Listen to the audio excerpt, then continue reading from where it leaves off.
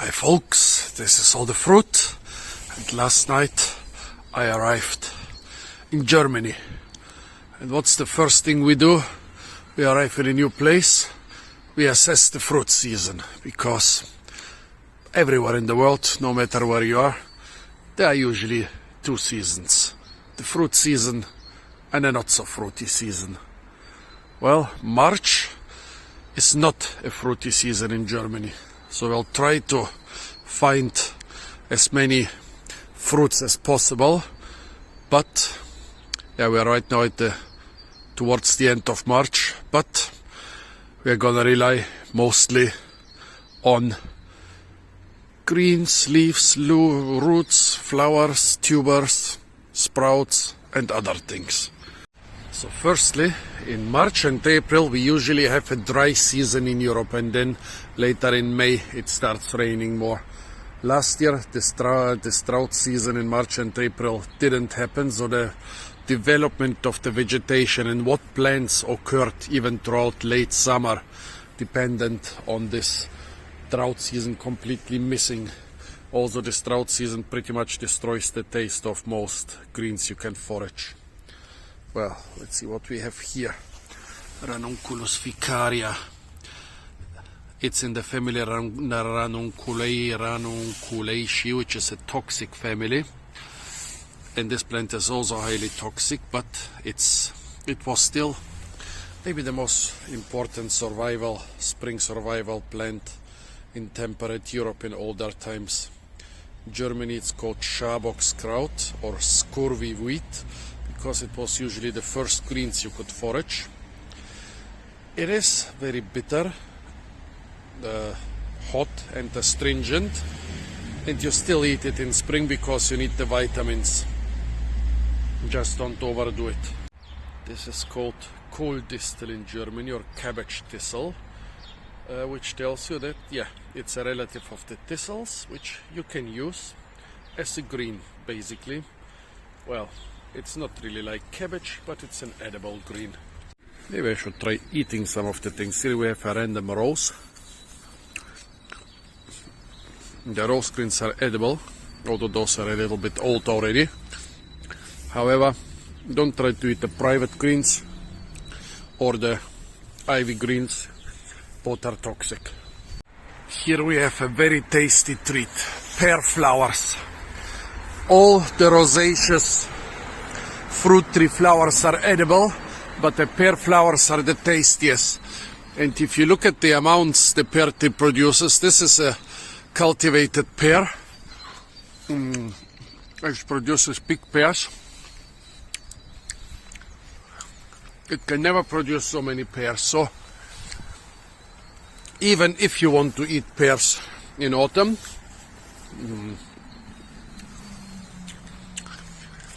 you can still forage a lot of flowers in spring. Those don't taste too good. Usually pear flowers are delicious, but those are just meh. Here we have a couple very valuable greens for foraging.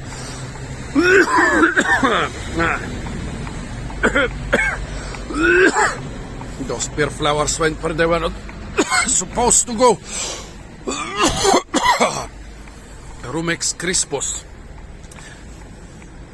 In Bulgaria, this was one of our main spring greens we forage. You can eat it in salads, you can eat it in soups and stews. I particularly oh come on, I particularly liked this thing in scramble and in Birch. It is a relative of the sorrel. Sorrel is Rubex acetosa, or the sour dock. This is the crispy dock, Rumex crispus. Well, no, crispy means something different in English. It's the curly dock. As you can see, the leaves are very long and curved. It's less sour, so the oxalate content is less, so you can eat it in huge amounts. Well, here we have the dandelion. It used to be one of the favorite spring greens of my mother, but I never liked it, too bitter. However, come on. Whenever the leaves of a plant are too bitter, you can usually try the flowers.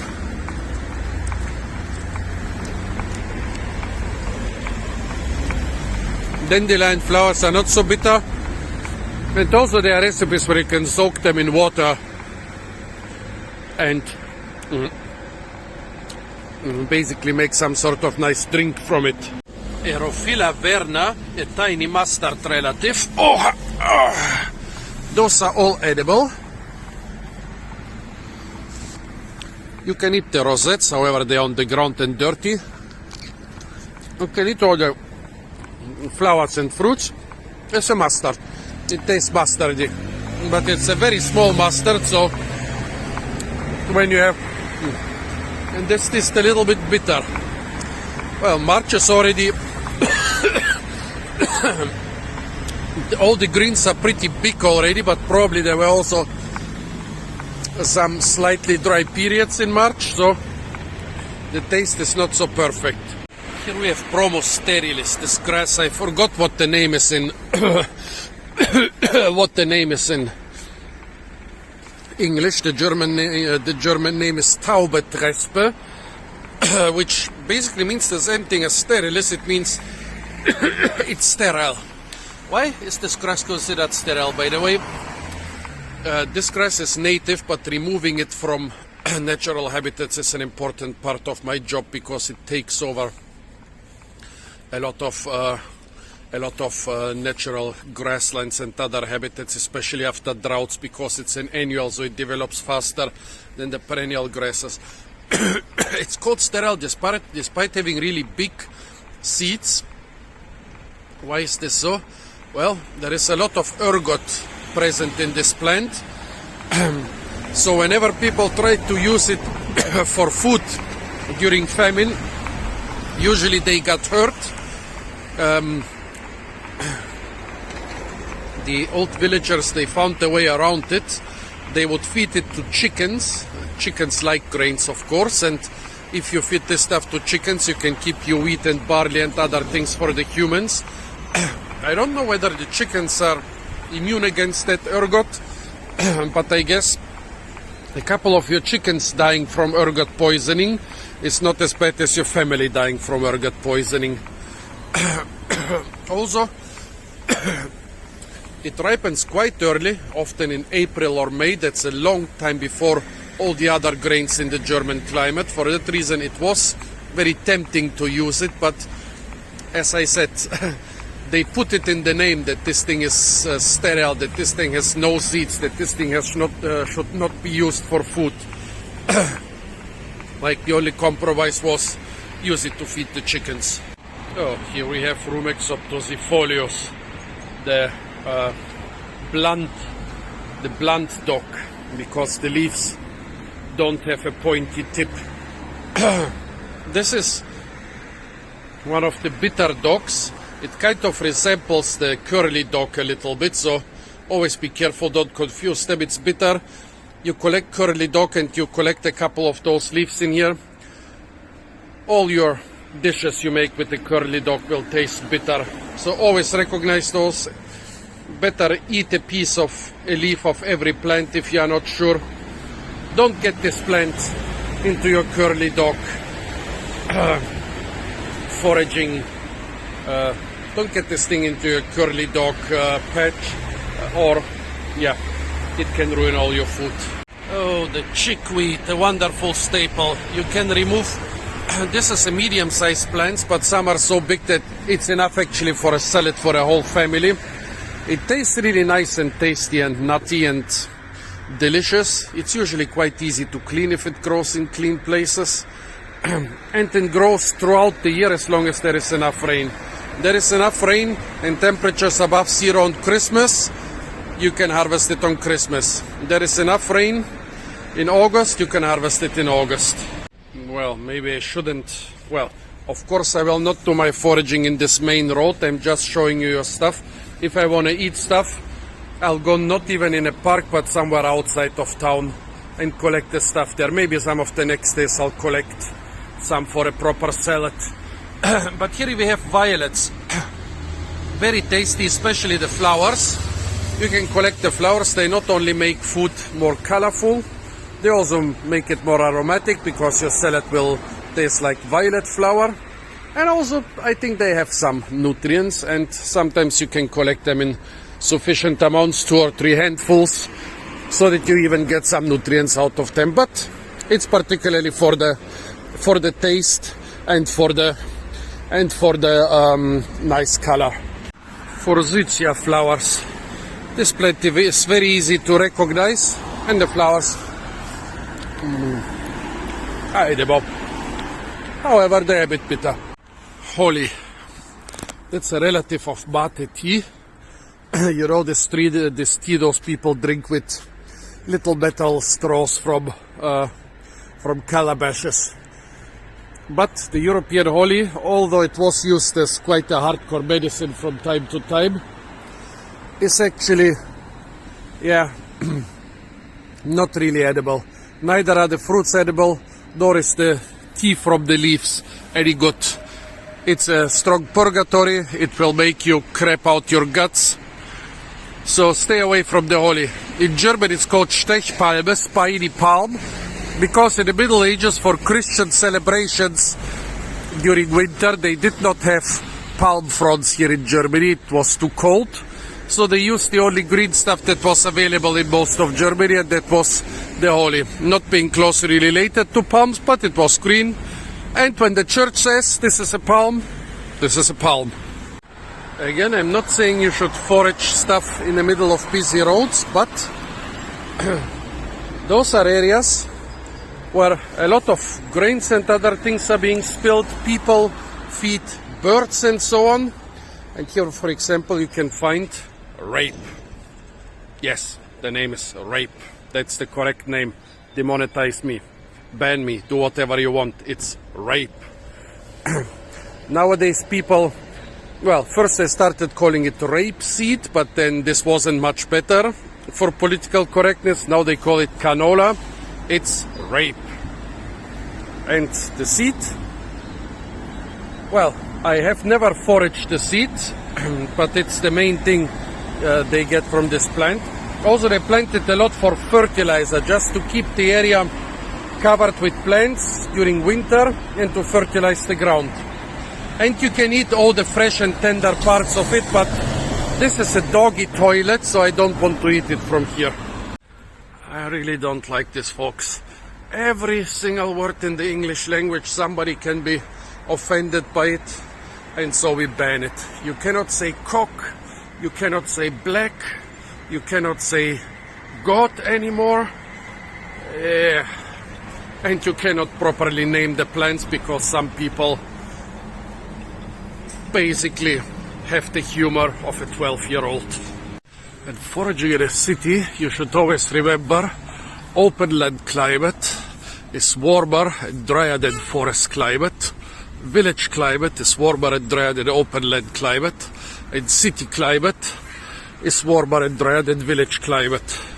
Well, and then we also have indoors climate, which, well, occurs in a lot of places in temperate areas. And of course we have all the transitions between indoors and outdoors climate. But for now I just wanted to say city climate is hotter and drier than like open land climate. So a lot of the plants will be further developed in the city.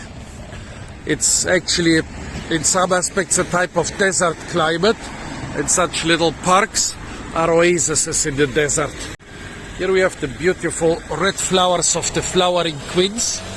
The flowering quince fruits often survive the winter and can be found between the leaves. The fruits are bright yellow, the flowers are bright red.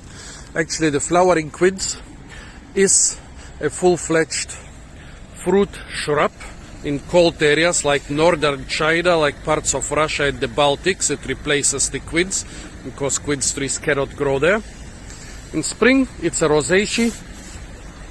You can eat the fruits and the young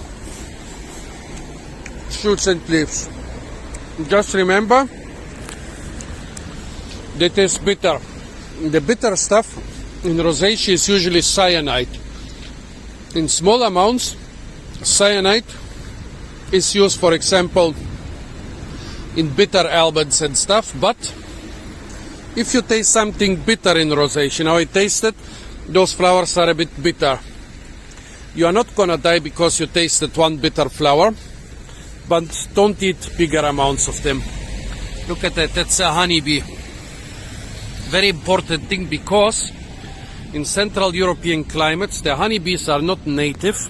They're actually kind of an invasive species, only kept in check by the Varroa. Actually, the honeybees like warm weather.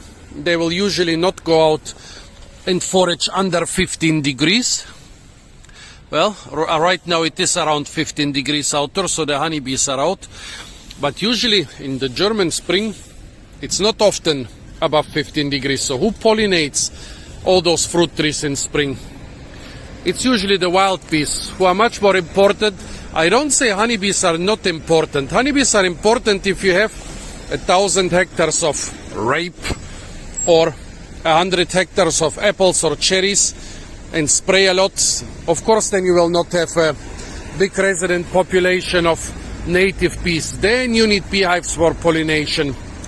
But in a normal traditional countryside and also in parks, the native honeybees, let's see if you find some native honeybee, are totally enough for pollination. Here we have some rose hips. Rose hips are great things to forage throughout late summer, autumn, winter and spring. But this is some modern rose cultivar. The hips are no good, they are just dry and tasteless. Cherry plum. This is an ornamental variety. As you can see, the flowering season is almost over for this one. It's a rosacea fruit tree, so you can theoretically eat the young leaves and flowers, but this is already too bitter, so we are staying away from it. Nice flavor, but also too much bitterness, so don't eat it. An apple tree. This was probably not planted in the park because it kind of doesn't comply with the concept of this park. I think somebody just threw away the remnants of their apple and the tree grew. Again, rosaceous fruit tree. You can eat all this young stuff, but a very interesting combination of pretty bitter and pretty sour, pretty bitter and pretty sweet. I expected the bitterness, but the sweetness is kind of, or maybe this is actually an ornamental apple, because the flowers seem to be quite strongly pinkish. Yeah, totally bittersweet. Maybe 2 weeks ago, or in a rainier spring, the sweetness would totally dominate. Here we have a type of brambles. It's the blue blackberry, not the blueberry. It's just a blackberry with blue fruits. And of course, bramble leaves are also edible in spring. Those are already too tough. Also, they make quite a good tea. I'm spitting out a lot of things saying they are too tough, they are too bitter. A modern, spoiled city child like me, we like to have all our veggies soft and crisp and crunchy and without bitterness. So a lot of those wild greens, we can usually only forage them for a couple weeks. But for hunter-gatherers or medieval or previous century foragers, a bit of bitterness or astringency or toughness was no problem for them. They could still enjoy the stuff. For us, those would be totally just survival foods which we would eat as a last resort, but for them, things we can forage maybe for 2 or 3 weeks in a year, the same thing they could forage for 2 or 3 months, because they had a much higher tolerance of toughness and acidity and astringency and bitterness. Here somebody has planted, well, the gardener, the city gardeners have planted ornamental garlic. This could be, I don't know what it is, allium nigrum or whatever. And as you can see, the stuff escaped and is taking over the garden. Well, it's a garlic, a leek, an onion.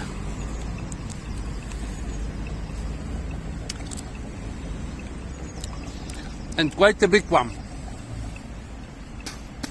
Those are babies. The bigger ones will be even much bigger. The leaves are totally nice and edible. Of course, the biggest treat is the underground onion. I will rip one off because this is becoming invasive here. Okay, interesting. It's very deep. That means this part in the ground is tender.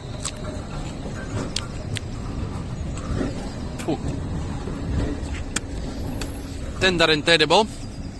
And somewhere further down there will be the big tuber. Well, right next to it or growing between it are the daffodils. A big problem is onions and garlics and leeks are usually edible, but a lot of liliaceae relatives, which look quite similar leaves, sometimes even flowers, are poisonous and sometimes even deadly. There is one very infamous plant on the American East Coast called the fly poison, which looks a lot like wild garlic. So a very important rule for foraging is, if it looks like garlic, onion, leeks, and smells like garlic, you are good to go. If it doesn't smell like garlic, and especially after you try it, if it doesn't taste like garlic, but you shouldn't even get to the trying stage because some of those things are too poisonous. If it doesn't smell or taste like garlic, you stay away from it. There are a couple lilies which are edible, but there are also a couple which will kill you, and a couple which will be very unpleasant for you. So very important, folks. If it looks like garlic and smells like garlic and tastes like garlic, it's good. If it looks like garlic and does not smell like garlic, just go away. In Germany, those things are called deaf nettles, just like the grass which doesn't have seeds. Those are nettles which don't have actual nettles. They are edible. They are very aromatic. I don't like that they are too aromatic. I usually just eat the leaves. I usually just eat the flowers. In some conditions, you can even suck out nectar from the flowers, but usually I fail at that. Here we have a wild carrot. Wild carrot can be a nice thing to forage in winter. Stay away from it in later spring or in summer. It has a lot of stuff which makes you get sunburned. In winter it might be okay because there is very little sun in northern latitudes in winter, so you can use this to make your skin more permeable to the sun, get more vitamin D. But as soon as you get a lot of sun, this stuff will burn you. Also, usually carrot greens are not being eaten because the stuff is quite concentrated in them. You can eat the root of the wild carrot.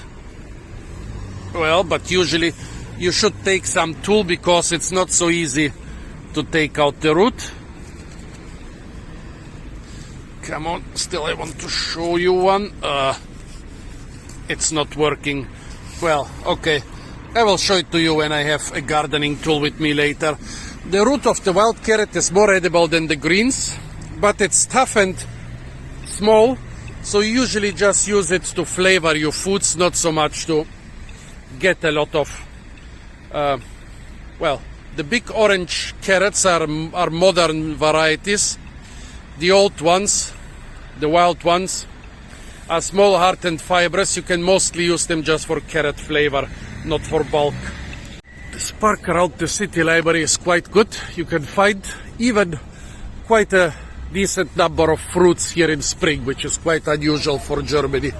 Also, I really want to assess the fruit season, for which you have to assess, among other things, the weather of the last couple months. Well, first let's eat some tasty daisy flowers. What can I say about the weather of the last couple months? I was away for 4 months and from time to time I get some news or people mention stuff that it's very cold here, snowstorm stuff. So not a mild winter like it used to be. And when I look around, those areas have not been gardened extensively, but still I don't see big stalks of living weeds. Like if we had a mild winter, after a mild winter in Germany, you can basically forage, for example, nightshade fruits of different species. If I see nightshade stalks with leaves and fruits on them, I'll know it's a mild winter. For now I don't see this, so this is quite consistent with all those reports of a harsh winter I received while I was in the tropics. Ornamental cherries, those are very popular because you don't have to clean up the messy cherries. And unfortunately, I missed the cherry blossom time. Germany has, those are very bitter now.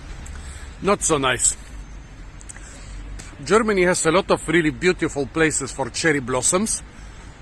You know what's funny? Just 2 days ago, I was in Chibodas in Java, 1,300 meters up in the mountains, where there was a cherry blossom garden. And the cherry blossoms there, they haven't even started basically on the equator. But here, the cherry blossom time is almost over. That's a pity because it's always a very beautiful time in Germany and I love to see all those flowering cherries. This is an area, quite a dangerous area for foraging actually. Not because somebody might interfere with your foraging. This used to be an area, what do you call a factory that makes bells? Well, church bells and stuff. Working with a lot of heavy metals. I think there are also some printing shop, some printers around here. Well, printers work with lead and the bell factory also works with heavy metals. So, after they demolished the bell factory, they had to dig out the soil everywhere several meters deep. But you never know if they really did it everywhere. So there might still be a lot of heavy metal contaminated soil around here. We're not even gonna start about opium substitutes. Most fruits you can forage in Germany in spring are survivors from last autumn. But, look here. Bebauung alte Glockengießerei. That means building on the old bell factory. Yeah. Scary. Scary when you know how much heavy metal there was in the soil. Well, the only fruit that basically flowers and ripens, it can ripen around Christmas if you are lucky and if the winter is mild, but usually it ripens in spring, is the silverberry. The good thing about the silverberry is it has a big fibrous seed which you can chew while you are eating the berry, and you are getting a nice fruit plus an edible peanut tasting seed. This is my favorite place for foraging them because they are protected here. That's what I said when I mentioned like mixtures between indoors and outdoor climates. This car garage, as you can see, there are big holes between the glass panels. So indoors there is mostly an indoors climate, but not really because the air can circulate freely. It's very much on the cold side, but here, out here in the hole, since the air can circulate, it means that out here, this is also not 100% an outdoors climate. This is not 100% an indoors climate.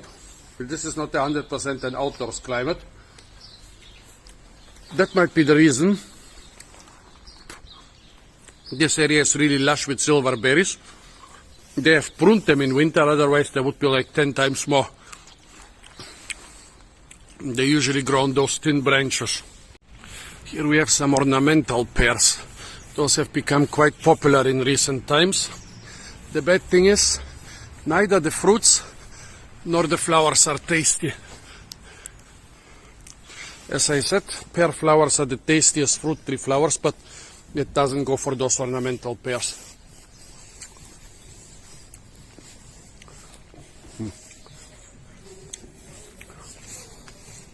Very fishy smell and fishy taste too.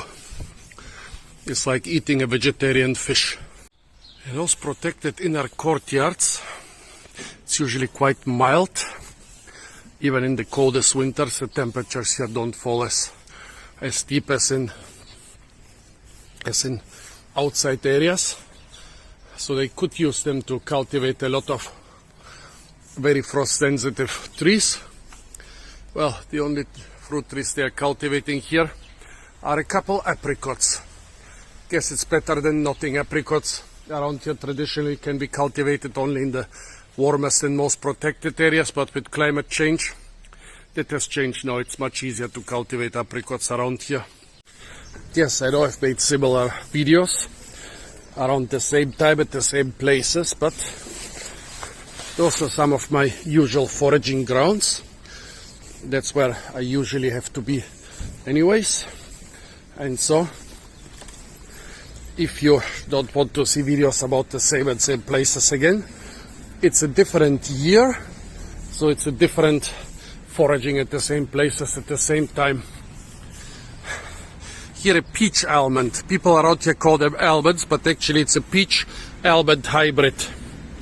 The difference is the flowers. It flowers very early, very big and very red. You can see the flowers are gone. Again, you can eat the young flowers and leaves, but if they taste bitter, it's cyanide, so stay away from them.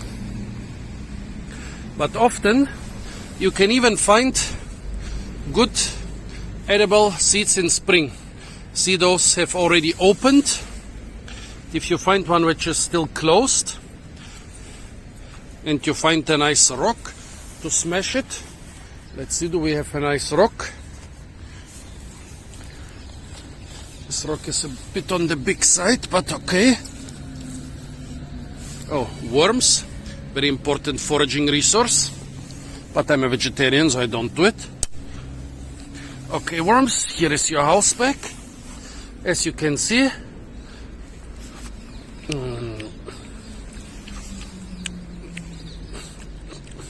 the seed is soft and fresh and still perfectly edible. Yeah, old grannies like to put up those mixtures of seeds and fat up in the trees to feed the birds, but firstly, of course, there are no regulations how to make those, so the worst quality, the rotten seeds and fat are put in those things, so often the birds, don't get a very good deal. And secondly, we don't have a lack of food around here. The winters are usually not that hard anymore. Nowadays we more have like a lack of nesting opportunities for birds. That's why we put up bird houses, or water lack in summer. That's why a lot of people put little dishes of water out for the birds. Those things, all the ornithologists agree, are not really necessary. But in Germany we have probably a couple thousand good ornithologists and a couple million old grannies. So if the grannies say we feed the birds, you don't mess with the grannies. Stinging nettle. This is like the most notorious stinging plant in Europe. I'm not used to that. When I was a little kindergartner, my parents forced me to forage this every spring, and we would eat it almost daily. Not because we didn't have money to buy other food, but because they thought it so healthy. And they thought it so healthy to forage it without gloves because it's supposed to be good against gout. Well, it hurts. Thousands of glass syringes which have a calcium tip, and when you brush them, the calcium tip falls off, the glass syringe gets into your skin and releases a lot of toxins. But if you squeeze it long enough, you can eat it. It's very nutritious, and you just get a couple Pringles in your tongue. A very good way to go around those, getting stung, is to just put it on the fire for a couple seconds so that the prickles are being burnt off. Works very well. Stuff tastes very good.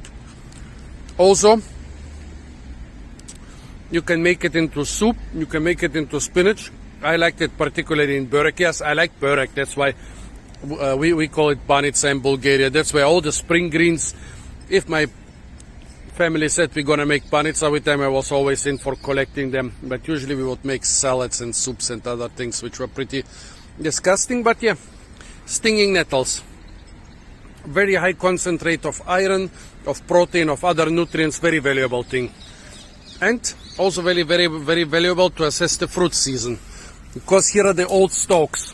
The gardeners have not removed the old stalks, but the old stalks have completely frozen to the ground. There are no leaves, no nothing on the old stalks. That means the winter was quite harsh for modern 21st century German conditions. Otherwise the stinging nettle stalks with some leaves would have survived. This is all new growth. The old stalks have died down to ground level. That shows us the winter was pretty harsh. Scots pine. The seeds of all pines are edible, and basically in every part of the world there is at least one pine species which is being used as a main source of sustenance. In the Mediterranean it's the domestic stone pine. In the American Southwest there are the different pinyon pines. There is also the Siberian pine in Russia, China or Afghanistan. In the Alps there is an alpine pine which is also used as a main food source. The Scots pine also has edible seeds, but they are so small, and well, let's see, up here a couple ripe cones. Oh, they start opening now in the first warm days. The Scots pine also has edible seeds, but they are so small. And because we had a couple years of drought, this seed, for example, had nothing inside. It was unpollinated. That usually it's not worth foraging for Scots pine seeds. Here again you see the blunt dock. Don't forage this, it's too bitter. There is nothing you can get out of it. Don't force yourself to basically push past the bitterness and still eat it. It's not good. Bitter dogs are not edible, period. Plantago lanceolata, a plantain species. My family did not use it, but here in the West a lot of people use it. It tastes like mushrooms, especially when you cook it. And it's also quite a good medicine for wounds and any problems on the skin. So this is a spot where I usually find fruits of the flowering quince, even in spring. After a mild winter, there are even still some on the plants. After a medium winter, there are some on the ground, and they are very bright yellow, so you should have no trouble finding them. Well, no, this yellow stuff here is daffodil flower. Don't eat those. Nothing yellow on the ground. Well, we had a couple really bad harvests because of droughts in summer here. Yeah, usually when it gets dry or when there are other problems, the first thing the plants stop to do is producing a lot of fruits. Only when they realize they are gonna die, then they produce a last big batch of fruits before they die, 1 or 2. Sometimes this heavy fruiting lasts for 2 years and then the plants die. But now those probably have decided not to produce too many fruits last year, and the ones that were produced are already gone. Those are no juicy bright yellow fruits, and I don't think there is anything valuable you can get out of.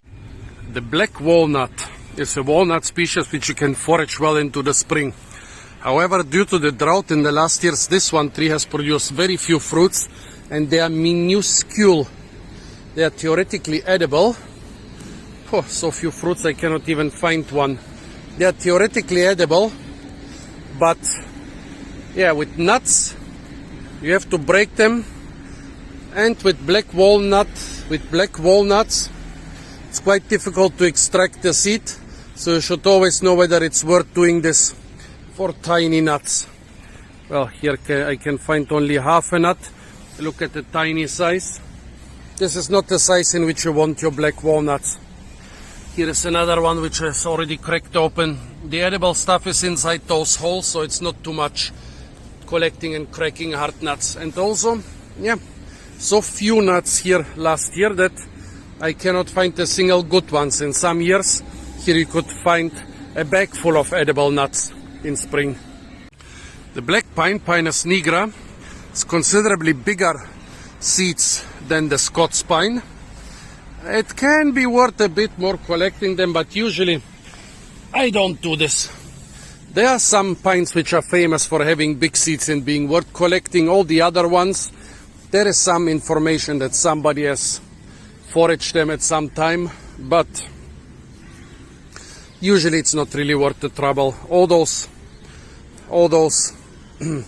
kind of obscure nuts which people forage, a lot of them are so small, so hard to extract, some are not tasty. Pine nuts all taste quite good, but they are so small and so hard to extract. You can try it for fun, but don't rely on pine species which are not being known of being a reliable food source.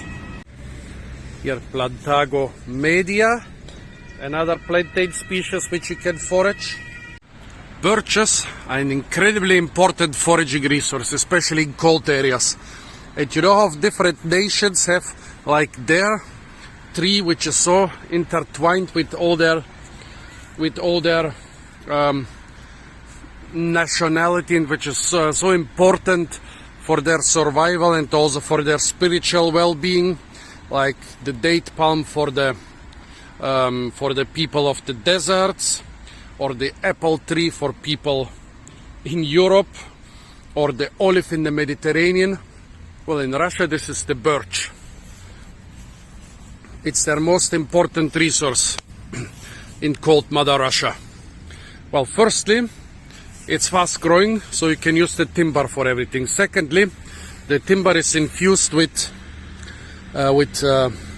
oils, turpentine and other things. It burns even when wet. Thirdly, you can use the birch bark, usually those really thin things, to start a fire. Fourthly, here somebody has cut into the birch bark. Actually, you can remove this. Birch bark is a plant-based leather, which is incredibly tough. Not as tough as cow leather, but tougher than you would expect the bark of any tree to be.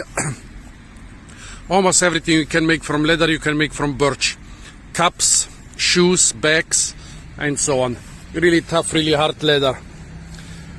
You can eat the young flowers and leaves. Here are the young buds.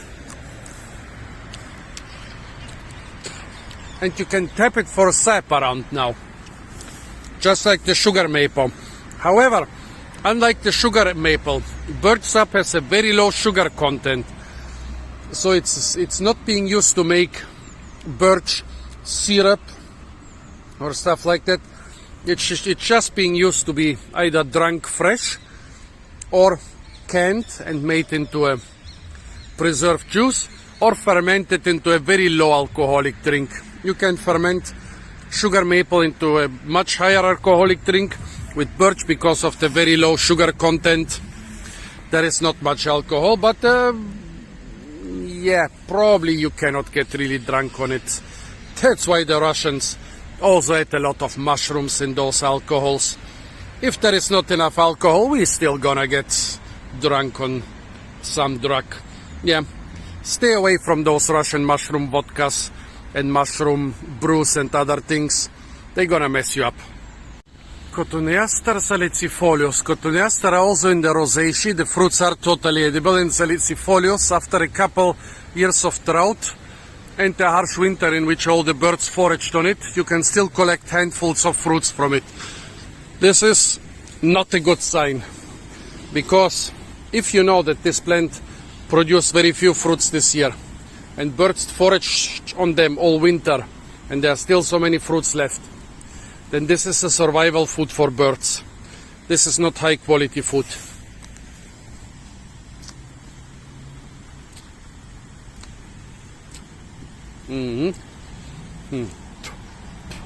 Sour and with a nice apple flavor, but very bitter.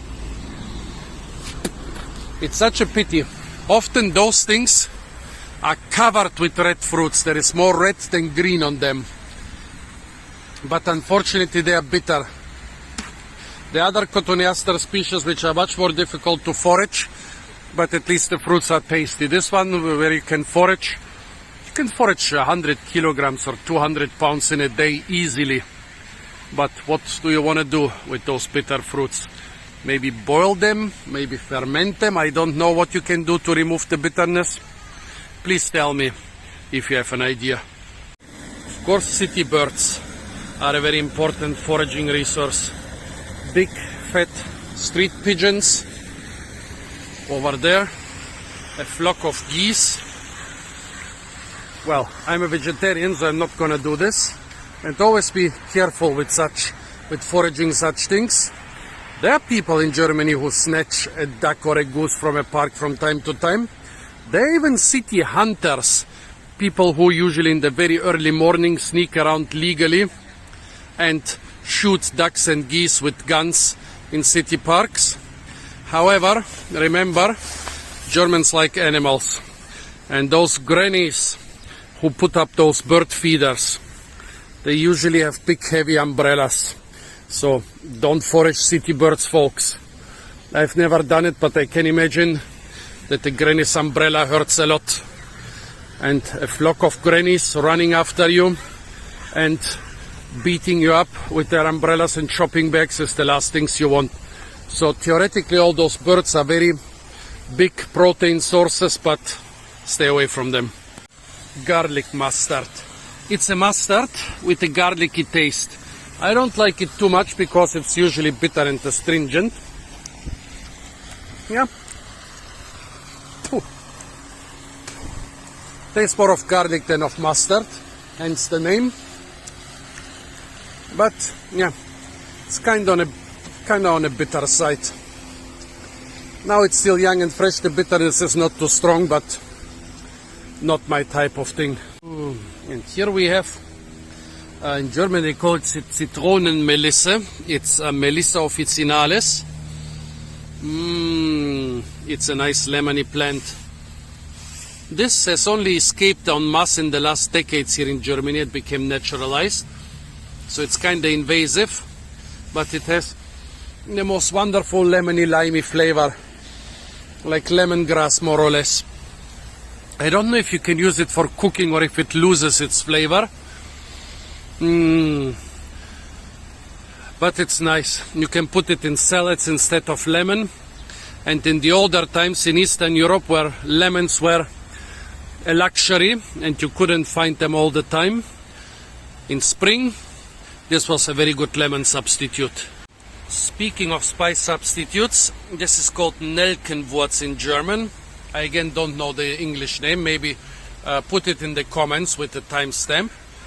The roots are kind of aromatic and can be used as a substitute for cloves. Of course, cloves will be more aromatic and more easily used. That's why this is the substitute. But if you don't want imported spices and if you want a control over what you eat, growing cloves and lemons in Germany can be a bit hard. So knowing those herbs which are a substitute can help you.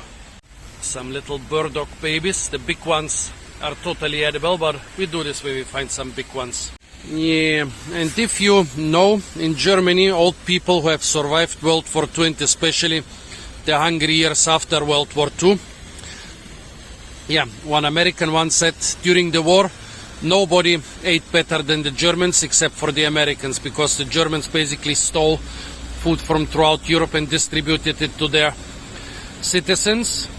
Well, that's how the Germans basically shot like 10 million Soviet citizens, but 30 million died. The rest died of hunger.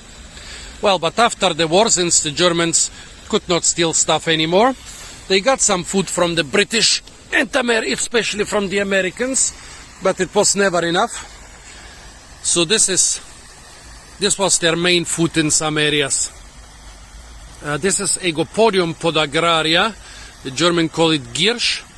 It's a relative of carrot and parsley. It tastes nice and aromatic if you put a couple leaves of this in your food.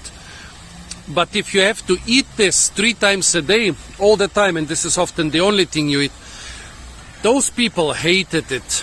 Like young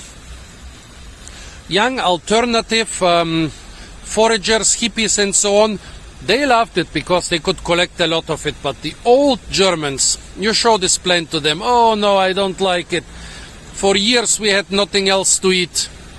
It's a noxious weed. It's basically impossible to eradicate it in gardens and fruit orchards. So they were eating it every day. And if you eat it, fresh new leaves come up, so you can eat it even in summer when it tastes worse because it's drier and hotter. And so they ate so much of it that now all those old people, they cannot see this thing anymore. Willows are more of an important medicine than a food source. In a survival situation, you can chew up the twigs and use them as toothbrushes, but don't sue me if you prick yourself in the mouth because it's still a twig. Also the bark, well, you know, aspirin, well, the active compound in aspirin is called acetylsalicylic acid. Well, it basically means willow acid. And there is actually a natural source of this acid, mostly in the bark. So you chew willow bark, you can reduce the effects of fever or pain or other things, but this is a medicinal use, so folks, don't rely on my channel for medicinal uses. Go to your doctor. If your doctor says chew willow bark, chew willow bark. If your doctor says better buy aspirin from the pharmacy, well, he's a doctor. Since I did not expect to find a lot of fruits, I bought some stuff. Spanish strawberries, a staple in Europe in spring. They basically taste like water, but they're a big juicy fruit. Tomatoes from Holland.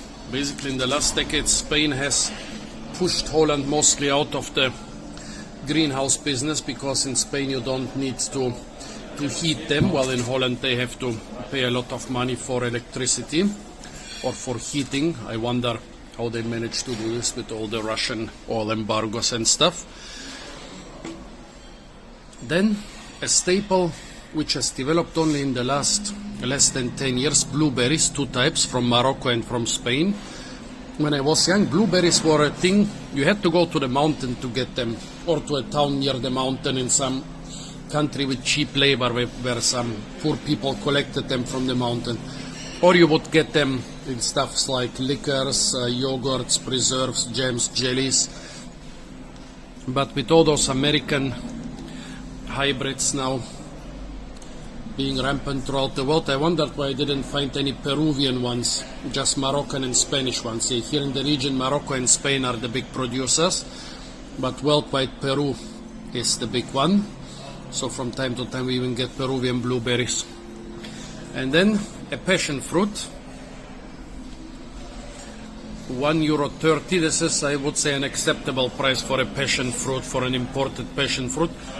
Oh, where did it come from? Was this from? I think it was also from Spain. I hope it's one of those new varieties which are not so super sour. Well, let's try the strawberry.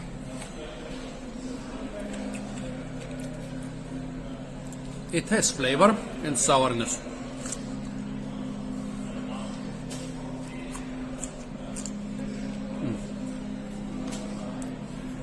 Almost no sweetness, but quite cheap for €1.60.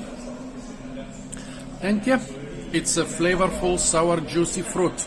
Definitely better than no fruit. Spring is usually a very fruit-poor time in Germany. Basically, the only traditional fruits you would get in spring were the last winter apples and maybe some pickled stuff. But it's March, so this is basically the time traditionally in the cold European areas people used to die from hunger. and scurvy.